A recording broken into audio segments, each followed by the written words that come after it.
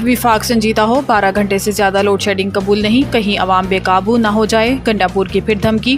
وزیر اعلیٰ کے پی الیمین گنڈاپور کی زیر صدارت بجلی کی لوڈ شیڈنگ سے متعلق اجلاس ہوا، جس میں دوران صوبے میں لوڈ شیڈنگ کی تازہ صورتحال، ریکوری اور دیگر امور پر بریفنگ دی گئی۔ وزیر اعلیٰ کو بریفنگ میں بتایا گیا کہ ایک ماہ میں کے پی حکومت کے تعاون سے 1 ارب روپے کی ریکوری کی گئی، پیسکو کی تنصیبات اور عملے کو پولیس کی سیکیورٹی فراہم کی گئی۔ عید الاضحیٰ میں 0 لوڈ شیڈنگ کا وعدہ کیا گیا تھا، لیکن عمل درآمد نہیں ہوا۔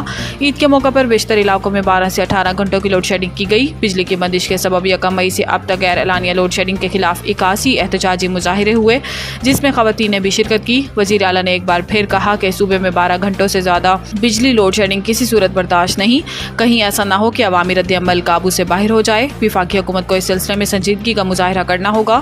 صوبے میں لائن لاسز کو ختم کرنے کے لیے بھرپور تعاون کر رہے ہیں۔ نیپرا کی گھریلو صارفین کے لیے 1000 روپے تک فکس چارجز کی تجویز۔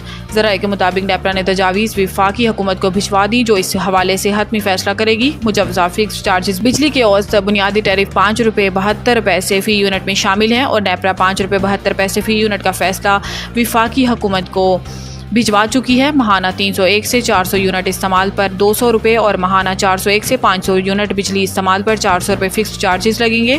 اسی طرح ماہانہ 501 سے 600 یونٹ استعمال پر 600 روپے، ماہانہ 601 سے 700 یونٹ استعمال پر 800 روپے اور ماہانہ 700 یونٹ سے زیادہ استعمال پر 1000 روپے فکس چارجز ہوں گے۔ تمام فکس چارجز بجلی کے بنیادی ٹیرف کا حصہ ہیں۔ بجلی کے بنیادی ٹیرف کا حتمی فیصلہ وفاقی حکومت کی درخواست آنے کے بعد ہوگا۔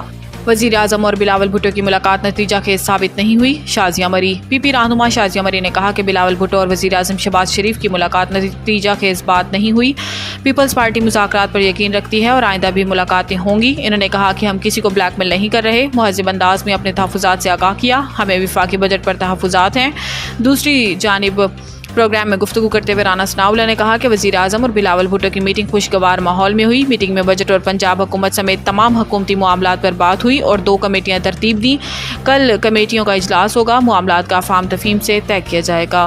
عدت کیس کوئی فریق اگر نہ بھی آیا تو ریکارڈ دیکھ کر فیصلہ کروں گا۔ بانی پی ٹی آئی اور بشرا بی بی کی سزا معطلی درخواستوں پر سماعت ہوئی۔ بانی پی ٹی آئی کے وکیل سلمان اکرم راجہ اور بشرا بی بی کے وکیل محمد عثمان گل بھی عدالت کے سامنے پیش ہوئے۔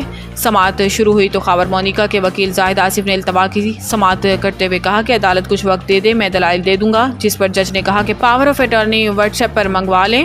وکیل نے کہا کہ آپ پیر کے لیے رکھ لیں یا کل کے لیے رکھ لیں۔ عدالت نے خاور مونیکا کے وکیل کو آج ہی پاور آف اٹارنی جمع کرانے کی ہدایت کی۔ سلمان اکرم راجہ نے کہا کہ جو فیصلہ اعلیٰ عدلیہ سے بعد میں آیا ہے اس پر عدالت عمل کرے گی۔ 1985 کی آئینی ترمیم کے بعد صورتحال تبدیل ہوئی۔ 1985 سے پہلے کے فیصلوں کو اس نقطے پر نہیں دیکھا جائے گا۔